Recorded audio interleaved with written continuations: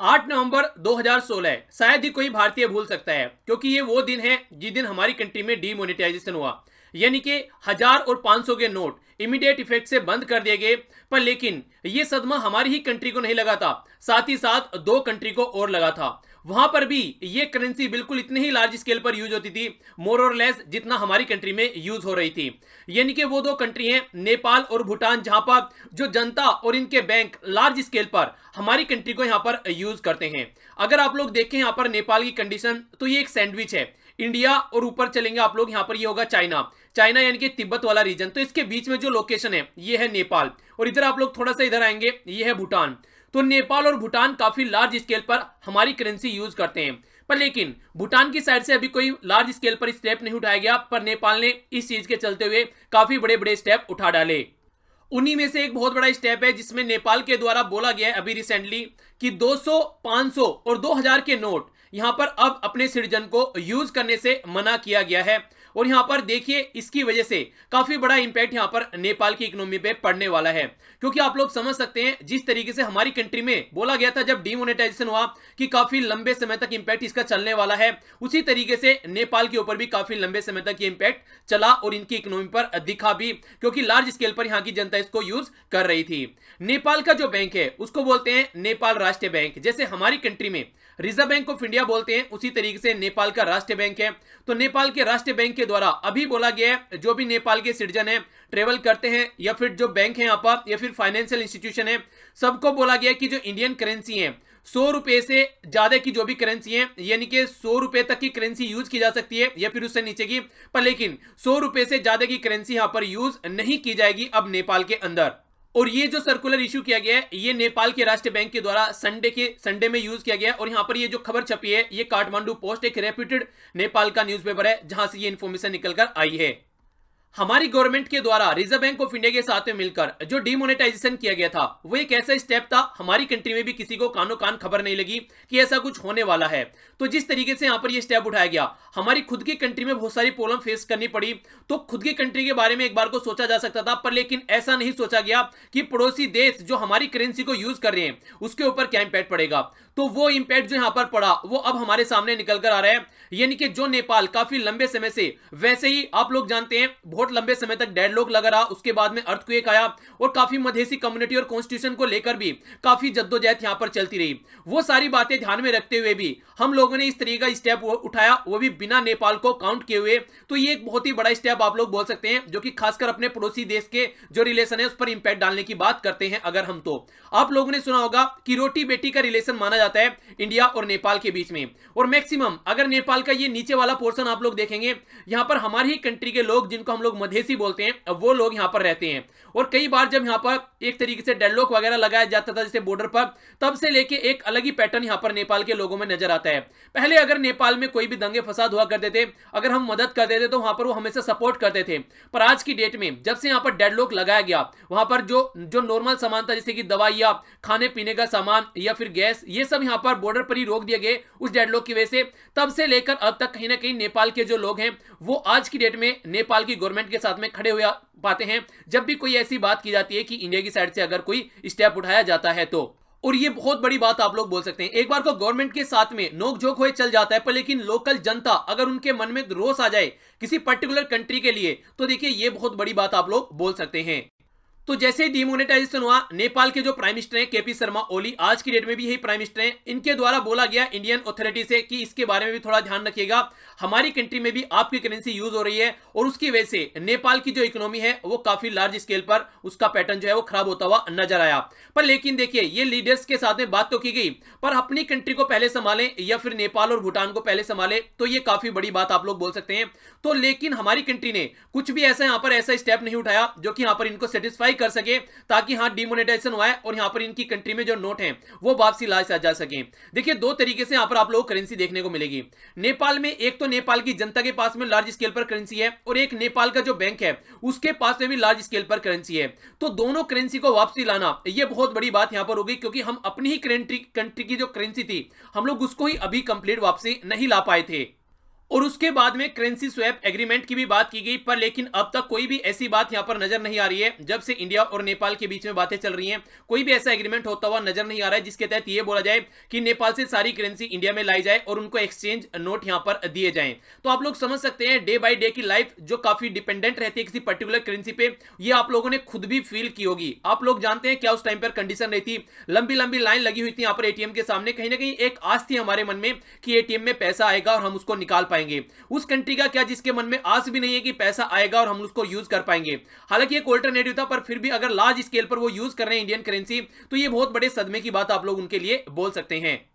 तो अब जो नए रेगुलेशन यहां पर आ रहे हैं उसके हिसाब से जो नेपाली सिटीजन है वो यहां पर लगभग आप लोगों को देखने को मिलेगा 100 तक की जो करेंसी है वो रख पाएंगे, उससे ऊपर की करेंसी यहां पर नहीं रख पाएंगे। ये यहां पर सर्कुलर जारी किया गया है नेपाल का जो सेंट्रल बैंक है उसके द्वारा उसके सिटीजन के लिए। और वे इसी के साथ में इंडिया से ही नहीं किसी दूसरी कंट्री से भी वो इंडियन करेंसी नहीं लेकर आ पाएंगे, यानी कि बस इंडिया से ही नहीं लानी है, किसी दूसरी कंट्री से भी ये करेंसी अब नेपाल में नहीं आएगी। पर लेकिन आप लोगों ने एक बात सुनी होगी कि हर एक सिक्के के दो पहलू होते हैं, तो उनमें से एक पहलू यहां पर ये देखने को मिलेगा, ये तो इन्होंने बोल दिया कि करेंसी यूज नहीं करेंगे, पर लेकिन अगर बात करें यहां पर टूरिस्ट एक्टिविटीज की, जो कि नेपाल काफी लार्ज स्केल पर इंडिया के ऊपर डिपेंड रहता है, उस एक्टिविटीज में इंडियन जो सिटीजन वहां पर जाते हैं वो काफी इजीली एंट्री कर पाते हैं और इसी के साथ में अपनी खुद की कंट्री की जो करेंसी रहती है वो उसको भी जाकर वहां पर यूटिलाइज कर पाते हैं। अगर यहां पर इस तरीके से ये करेंसी बंद की जाएगी तो कहीं ना कहीं जो उनकी टूरिज्म इंडस्ट्री है उसके ऊपर काफी बड़ा ये इंपैक्ट पड़ता हुआ नजर आएगा, जो कि आने वाले टाइम में देखने को मिलने वाला है। आखिर ऐसा क्यों बोला कि आने वाले टाइम में देखने को मिलने वाला है? क्योंकि विजिट नेपाल करके यहां पर नेपाल में एक कैंपेन चलाया जा रहा है जिसके तहत यहां पर 2020 में ये लार्ज स्केल पर ऑर्गेनाइज करा रहे हैं कि लगभग माना जा रहा है कि 2 मिलियन यहां पर टूरिस्ट नेपाल में आने वाले हैं इस उपलक्ष्य में, जो कि यहां पर ये स्टार्ट किया गया है कि आओ और नेपाल के बारे में जानो, नेपाल के बारे में समझो। तो बहुत बड़ा इवेंट यहां पर ये ऑर्गेनाइज करा रहे हैं 2020 में। और जो एस्टिमेशन है यहां पर ये 2 मिलियन यानी कि लगभग 20 लाख लोग आने का जो एस्टिमेशन यहां पर लगाया जा रहा है, उसमें से ये माना जा रहा है कि लगभग अगर आप लोग मोटे मोटे तौर पर देखेंगे 1.2 मिलियन जो लोग हैं इंडिया से ही नेपाल में विजिट करते हैं। अगर मोटे मोटे तौर पर जाना जाए जैसे कि 1.2 मिलियन हो गए वो सरफेस रूट के थ्रू जाते हैं, इसके अलावा 1,60,000 के करीब जो लोग जाते हैं वो वाया एयर जाते हैं। और लगभग जो एस्टिमेशन यहां पर लगाया जाता है कितने लंबे समय तक वहां वो रहते हैं, और एवरेज जो है यहां पर लगभग 6 दिन तक वो जाकर वहां पर रहते हैं।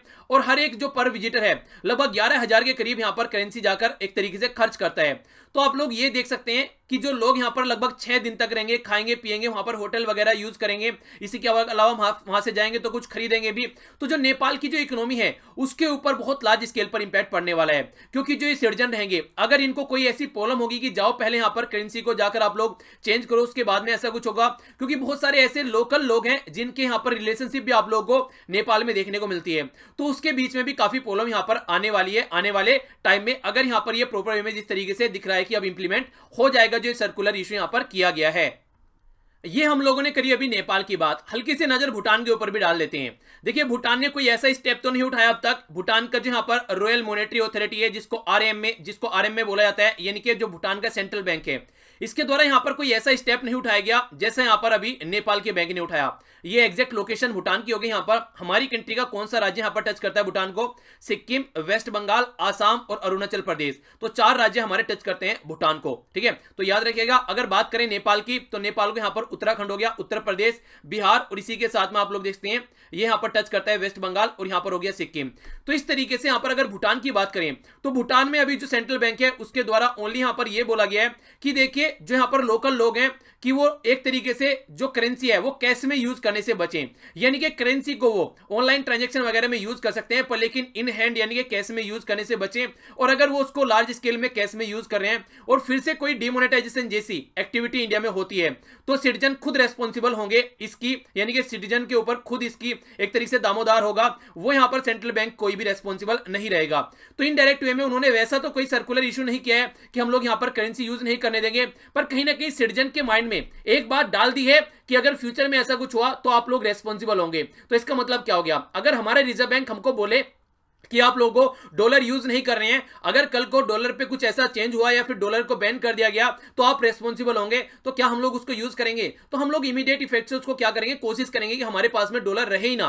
तो इसी तरीके से आप लोग समझ सकते हैं भूटान ने भी इनडायरेक्ट वे में ये एक तरीके से माइंड में क्लियर कर दिया है सिटीजन के कि आप भी जो इंडियन करेंसी है उसको यूज करने से बचें और अपनी लोकल करेंसी पर ज्यादा फोकस करें। और अगर आप लोग यहां पर इसका दूसरा पहलू देखेंगे, डायरेक्ट और इनडायरेक्ट वे में इंडिया पर काफी इसका इंपैक्ट पड़ने वाला है, क्योंकि इनके पास में ऑल्टरनेटिव खड़ा हुआ है चाइना। चाइना यहां पर ऑलवेज ऑल्टरनेटिव है दोनों के लिए। ये जब चाहे चाइना बाहें पसारे खड़ा हुआ है कि आओ हमारे पास आओ, हम आपकी हर तरीके से हेल्प करेंगे। जिस तरीके से इंफ्रास्ट्रक्चर प्रोजेक्ट यहां पर आप लोग देखते हैं चाइना इन्वेस्टमेंट कर रहा है नेपाल के अंदर में, जिस तरीके से चाइना हर टाइम सोचता है कि इंडियन ओशन में भी किसी तरीके से उसको ऑल्टरनेटिव रूट मिल जाए, वो पाकिस्तान के through, China Pakistan economic corridor के थ्रू यहां पर आने की कोशिश करता ही करता है। और जो भी यहां पर इंडिया की बॉर्डर कंट्री है उसको हमेशा वो हर तरीके से हेल्प करने के लिए तैयार रहते हैं। तो ऐसी सिचुएशन में सबसे पहले स्टेप क्या होना चाहिए कि देखिए जो भी डिमोनेटाइजेशन हुआ था, अब तो कम से कम काफी टाइम हो गया, यहां पर हम लोग 2019 में खड़े हैं और 2016 में ये डिमोनेटाइजेशन हुआ था। अब तो कम से कम यहां पर जो करेंसी है उनको रिटर्न कर लेना चाहिए और इमीडिएटली उनको चेंज करना चाहिए, क्योंकि जितना ये डिले किया जाता है उतना ही ज्यादा कहीं ना कहीं अविश्वास आता है यहां पर लोगों के मन में। और जिनके पास में करेंसी है, कहीं ना कहीं मेहनत से वो उनके पास में आई है, उनकी खुद की जो मेहनत की कमाई है उसको उन्होंने कन्वर्ट किया होगा, तब जाकर उनको वो मिली है यहां पर। तो इस तरीके से यहां पर अगर अच्छे रिलेशन चाहता है इंडिया, तो कहीं ना कहीं ये इस तरीके के स्टेप यहां पर इमीडिएट इफेक्ट से उठाने चाहिए, ताकि जो जनता है उनके मन में भी एक शांति रहे। बाकी कई सारी ऐसी इंटरनेशनल ऑर्गेनाइजेशन है जिसमें इंडिया के साथ में मिलकर काम करता है, दोनों ही नेपाल और भूटान। आप लोग जाकर देखिएगा, एक तो बात करते हैं सार्क की और दूसरी बात करते हैं यहाँ पर बिम्स्टेक की। क्या नेपाल और भूटान दोनों इसके मेंबर हैं? एक बार जाकर चेक करिएगा कौन कौन से इसके मेंबर हैं, और नीचे कमेंट बॉक्स में भी आप लोग इसके बारे में बता सकते हैं। बाकी अगर इसके अलावा कोई भी अपडेट होगी, वो आप लोग को जो हमारा डेली द हिंदू न्यूज़पेपर का डिस्कशन रहता है, या तो उसमें कवर हो जाएगा, या फिर आप लोग की जो नैनो मैगजीन आती है जिसमें हम लोग पीआईबी वगैरह कवर करते हैं, उसमें कवर कर लिया जाएगा। यानी कि आगे जो भी अपडेट्स आएगी उनके लिए आप लोग कंटिन्यू यहाँ पर कनेक्ट कर सकते हैं, उनसे आप लोगों को वहां पर सारी इंफॉर्मेशन मिल जाएगी जो भी अपडेट्स आगे निकलकर यहां पर आएगी। तो आसपास सफाई रखिए, पानी और पेड़ पौधों को सेव कीजिए, पॉलिथीन और प्लास्टिक वगैरह बिल्कुल यूज नहीं करनी है। तो बड़ों को नमस्ते, छोटों को प्यार, छोटी सी लाइफ एंजॉय करो यार। मिलता हूं नेक्स्ट लेक्चर में, तब तक के लिए जय हिंद।